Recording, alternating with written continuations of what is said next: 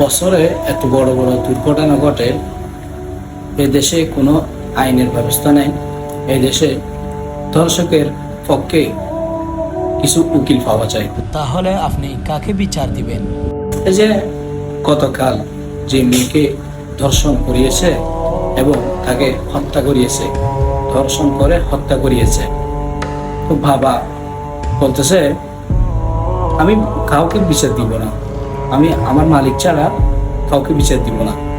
সে জানে 10 দিন 15 দিন পরে এটা তামাশা আবার দিয়ে দিবে, এটা কোনো বিচার হবে না, কার কাছে বিচার দিবেন?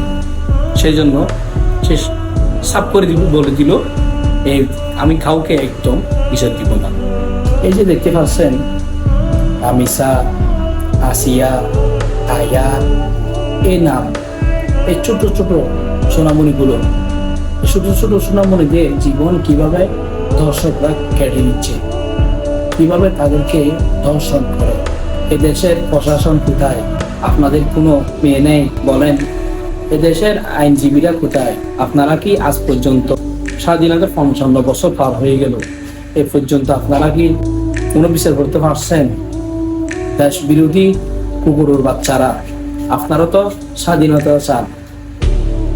1971 সালে আগে কি হয়েছে, কার্বনের ইজ্জত কি হয়েছে না হয়েছে, এই নিয়ে আপনার ব্যস্ত আছেন।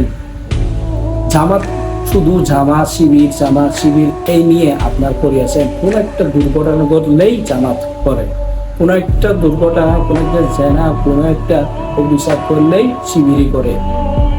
শুধু আপনারা জামাত শিবিরের উপরে তাই চালিয়ে নেন কেন?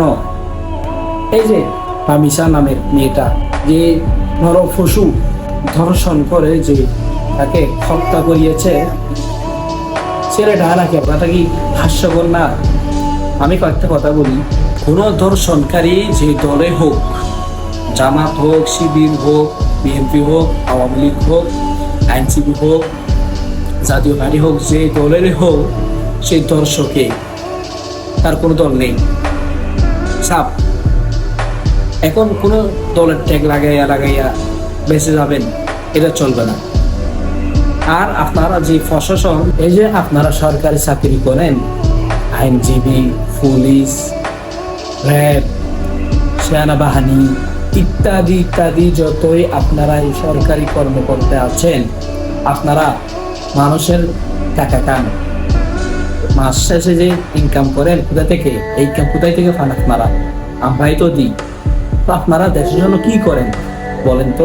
যদি আপনারা করতে না পারেন, তাহলে আপনারা আমাদের টাকা কেন খান? আমরা কি আপনাদেরকে কুকুরের মতো ফুস ফালি নাকি? রুটি পরোটা দিয়ে। কাল আমিষাকে ধর্ষণ করে হত্যা করিয়েছে, আজ আমার মেয়েকে করবে, কাল আপনার মেয়েকে করবে। দর্শকরা রেহাই পাচ্ছে শুধুমাত্র আপনাদের কারণে। আপনারা যদি বিচার করতে না পারেন, অন্তত পক্ষে জনগণের হাতে তুলে দেন, জনগণই এর বিচার করবে। আপনারা শুধু আমাদের রুটি, ডিম, পরোটা ইত্যাদি ইত্যাদি খান।